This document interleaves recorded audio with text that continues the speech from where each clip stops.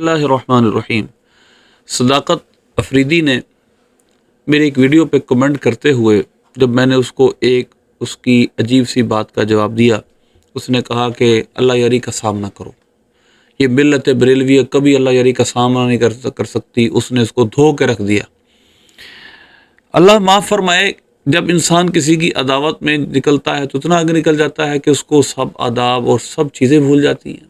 اللہ یاری قرآن کے محرف ہونے کا قائل ہے، محرف تحریف قرآن کا قائل ہے معاذ اللہ، شیخین کے کفر کا قائل ہے معاذ اللہ، صحابہ کو مومن نہیں مانتا، ان کی گستاخیاں بکتا ہے، اور یہ شخص اس پر فخر کر رہے ہیں، اس نے دھو کے رکھ دیا۔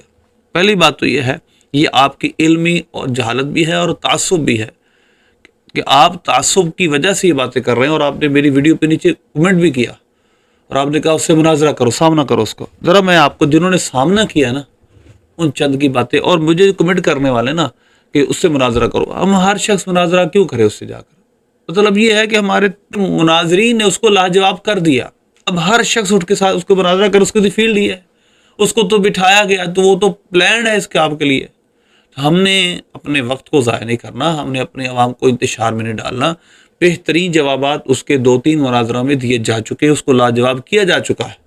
ہاں، اب اس کے لیے مناظرے کی ایک شرط جو طے کی جانی چاہیے وہ یہ کہ 3rd مقام پر آئے، جہاں پر جا کر کھلے عام مناظرہ ہو، اور نہ اس کا کوئی اثر و رسوخ ہو، نہ ہمارا کوئی اثر و رسوخ ہو، تاکہ 3rd پارٹی میں جا کر جب مناظرہ ہوگا تو پھر اس میں صحیح اس کی علمیت واضح ہوگی۔ اب تو مائک بند کر دیتا ہے، وہ سامنے والے کی توہین کرتا ہے، اس کے بارے میں غلط جملے بولتا ہے۔ تو آپ کے سامنے 3 ویڈیو چلاؤں گا 3 مناظروں کی۔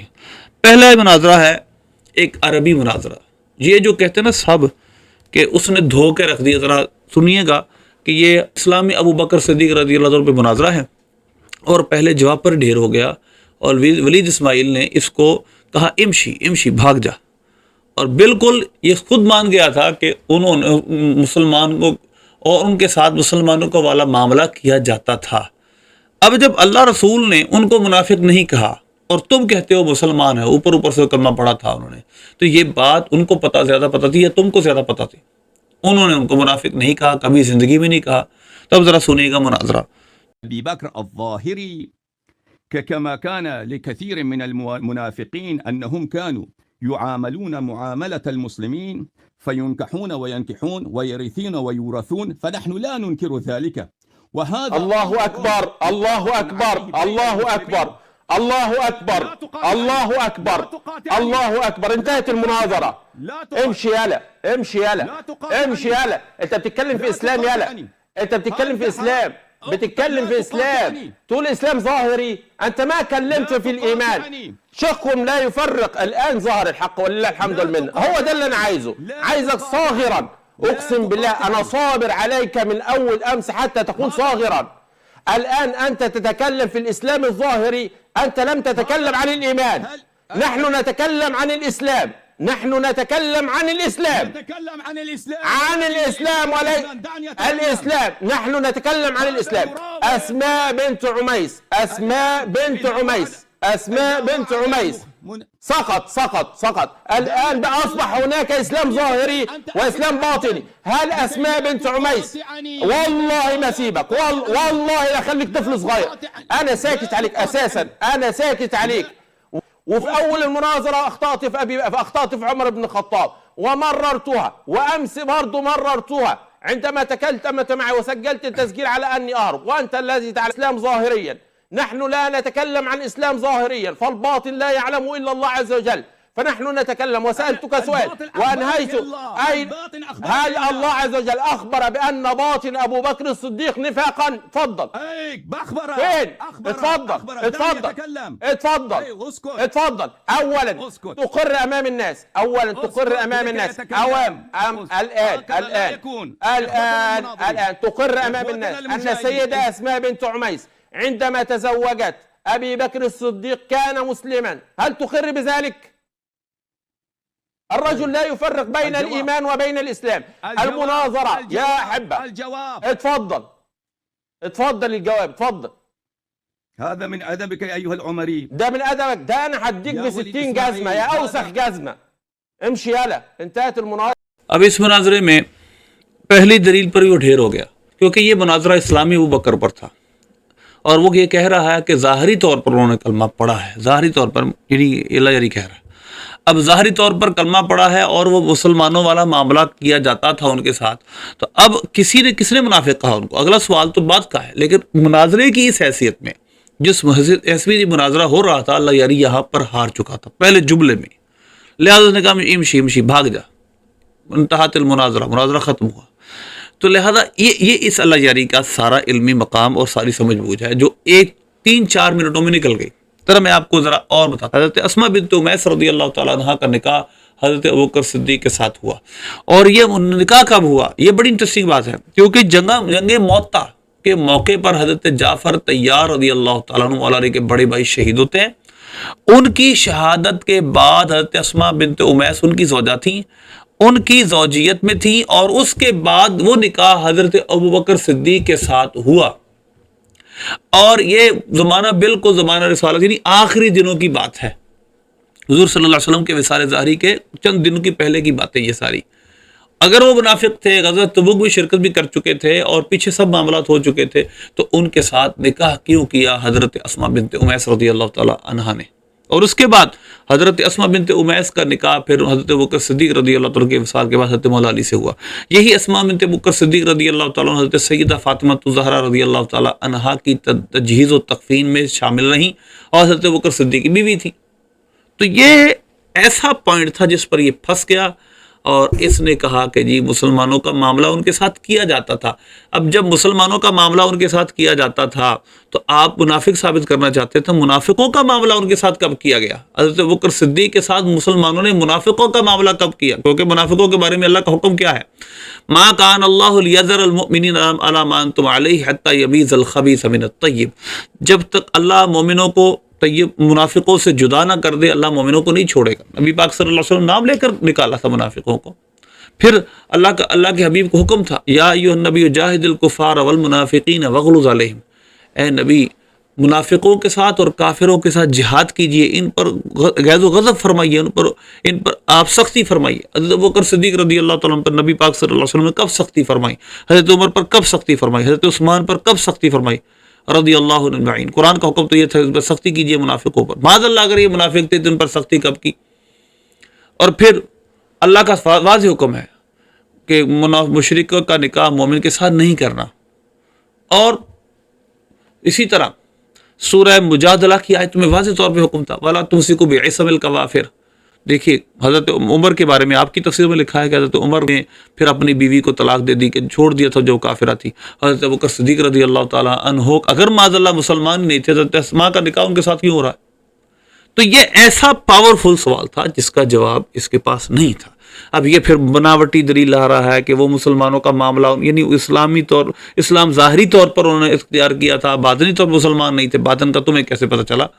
نبی پاک صلی اللہ علیہ وسلم نے ان کو ساتھ منافقوں والا معاملہ کیا نہیں، مسلمانوں کا والا ہی معاملہ کیا، ان کو اپنی جائے نماز پہ کھڑا کر دیا۔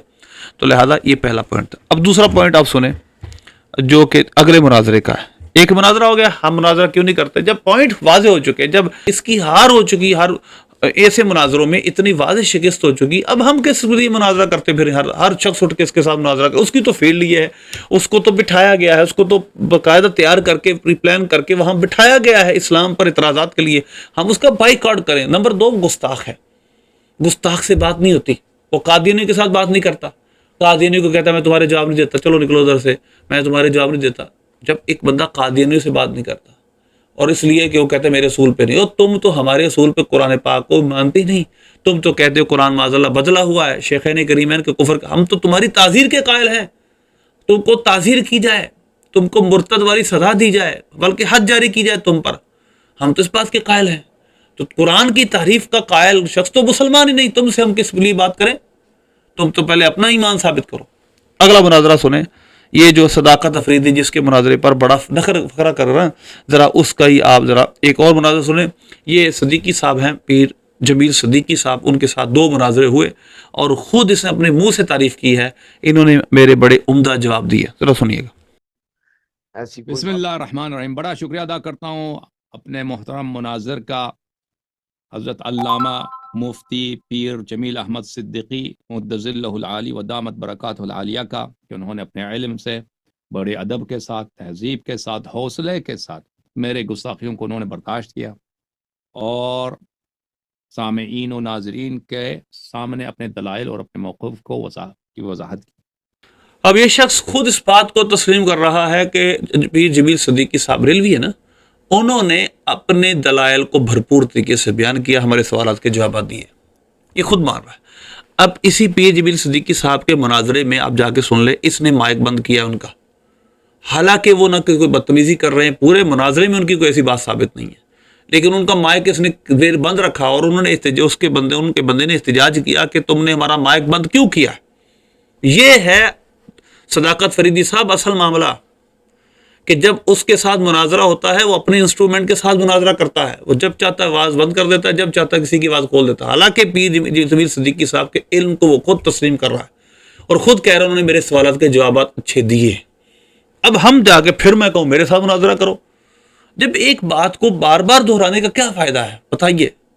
عوام کو کتنا منتشر کریں گے مزید؟ آپ مناظرہ کرو، اس کے ساتھ مناظرہ کرو۔ اگلا مناظرہ سنیں جو کہ غلام مصطفیٰ نوری صاحب کے ساتھ ہوا، بہترین مناظرہ تھا، پیر جمیل صدیقی صاحب کا بھی اور یہ بھی بہترین مناظرے تھے۔ ان مناظروں میں انہوں نے اللہ یاری کو دھول چٹائی ہے، اور ذرا دیکھیے گا، قاد الخیرانی، قادہ نا قادہ، صداقت فریدی صاحب شاید آپ کو ہی پتا ہو، قادہ افعال مقاربہ میں سے ہے اور اس کا مطلب ہوتا ہے قریب تھا۔ اب یہ کہتا ہے قریب تھا نہیں، ہم کہتے ہیں قریب تھا کہ وہ ہلاک ہو جاتے، ہوئے نہیں، قرآن پاک میں بھی کئی جگہ ہے اور اسی طرح اور بھی کئی دلائل سے ثابت ہے کہ اس کا معنی ہو قریب تھا کہ ہو جاتا لیکن ہوا نہیں۔ اب یہ کہتا تھا کہ ہلاک ہو گئے۔ اب اس نقطے پر نوری صاحب نے جو اس کی پکڑ کی ہے، صداقت فریدی صاحب آپ کیا جانیں کہ پکڑ کیا ہوتی ہے، ذرا اس پکڑ کو سنیں جو انہوں نے پکڑ کی، ذرا سنیں کہ کس طرح انہوں نے اصول کافی کی روایت سے ثابت کیا کہ قاضا کا مطلب تھا، ہوا نہیں، ہونے کے قریب تھا، ہوا نہیں، پر وہ ہلاک ہوئے نہیں۔ ذرا غور سنیے۔ صلی اللہ تعالی وسلم، علماء قادو من الفقہ ان یکونوا انبیاء، نبی پاک علیہ السلام نے فرمایا قریب ہے کہ علماء قادو من الفقہ، قریب ہے کہ اپنی فقہ کی وجہ سے وہ نبی ہوتے۔ ادھر کیا ہے؟ قادو من الفقہ، ادھر کیا ہے؟ قاد الخیران، قریب تھا کہ وہ ہلاک ہو جاتے، تو کہتا ہے ہلاک ہو گئے۔ اگر تو ترجمہ وہ کرتا ہے کہ وہ ہلاک ہو گئے، تو اب یہاں اصول کافی میں یہ ترجمہ کر کہ علماء وہ فقہ کی وجہ سے نبی ہو گئے، اور مل جا تو قادیانیوں کے ساتھ اور آج اپنے قادیانی ہونے کا اعلان کر دے۔ صداقت فرید صاحب، یہ ہوتا ہے علمی رد، یہ ہے مناظرے کا سمجھ لے کہ ٹرننگ پوائنٹ، یہاں پر اللہ یاری پھنس چکا ہے، اور اگر کوئی انصاف کی نظر سے دیکھے اللہ یاری یہ مناظرہ ہار چکا ہے، کیونکہ اس کا مدعا یہ تھا کہ بخاری میں لکھا ہے کہ وہ ہلاک ہو گئے، قاد الخیرانی یہلکا، قاد الخیرانی، قریب تھا کہ وہ ہلاک ہو جاتے، قریب ہمارے نزدیک قریب تھا ہلاک ہو، کہتے ہلاک ہو گئے۔ اب یہ اس کا بنیادی نقطہ تھا اور اس کے اوپر وہ رد کر چکے اس کا، اور اس کی کتاب سے اس کے اوپر الزامی سوال قائم کر کے اس کو لاجواب کر چکے۔ اور دیکھیے گا، آپ جس کو بہت بڑا عالم مانتے ہیں، آپ جس پر فخر کر رہے ہیں، ملت بریلویہ کو اس نے لتاڑ کے رکھ دیا۔ لا ترفعوا اصواتکم، ذرا تم بھی ترجمہ کر دو، لا ترفعوا کا ترجمہ کیا ہے، اور یہ بتا دو کہ لا ترفعوا صیغہ کون سا ہے۔ فعل نہیں، اصول گرامر کی کتابیں پڑھ لو، فعل نہیں کیا ہوتا ہے، فعل امر و فعل نہیں، کسی کام فعل نہیں کہتے ہیں زمانہ مستقبل میں کسی کو کسی کام سے روکنا۔ نہیں کا مطلب یہ ہوتا ہے، جب نہیں وارد ہوئی تو اس کا مطلب ہے زمانہ مستقبل میں روکا گیا ہے، زمانہ ماضی پر کوئی حکم نہیں لگایا گیا۔ یہ حالات ہیں آپ کے اللہ یاری کے، لا تقدموا بین یدی اللہ ورسولہ، لا تقدموا فعل نہیں، لا ترفعوا فعل نہیں، ان تحبط، یہ کیا ہے، الناصبہ، اور یہ کیا کرتا ہے، مضارع کو مستقبل کے معنی کے ساتھ خاص کرتا ہے، اور آپ مان گئے اللہ یاری، لتاڑ کے رکھ دیا، لتاڑ کا اس کو لے کے تو آؤ سامنے ذرا، اس کو تھرڈ مقام پر لے کر آؤ کسی جگہ جہاں اس کے انسٹرومنٹ نہ ہو، جہاں ہمارا بھی کوئی نہ ہمارا اثر نہ ہو، تیسری جگہ آ کے بات کر لو۔ لہٰذا اس وجہ سے یہ جو خیر ہے نا کہ نیچے آ کے کمنٹ مناظرہ کرو، سامنا کرو، سامنا ہو چکا، لاجواب ہو چکا، کتنی دفعہ اس کو آپ لاجواب کروانا، ماننا سنے پھر نہیں، وہ تو ایجنڈے پہ بٹھایا ہوا ہے، وہ تو ایک ایجنڈے پہ کام کرتا ہے۔ جو ایجنڈے پہ کام کرنے والے ہو نا، ان کے لیے ان سے بحث نہیں ہوتی، ان کے خلاف تعزیری کارروائی ہوتی ہے۔ یہ ایجنڈے پہ کام کرتا ہے، لہذا ایجنڈے پہ کام کرنے والوں سے بار بار بات نہیں ہوتی۔ اللہ سے دعا عمل کی توفیق عطا۔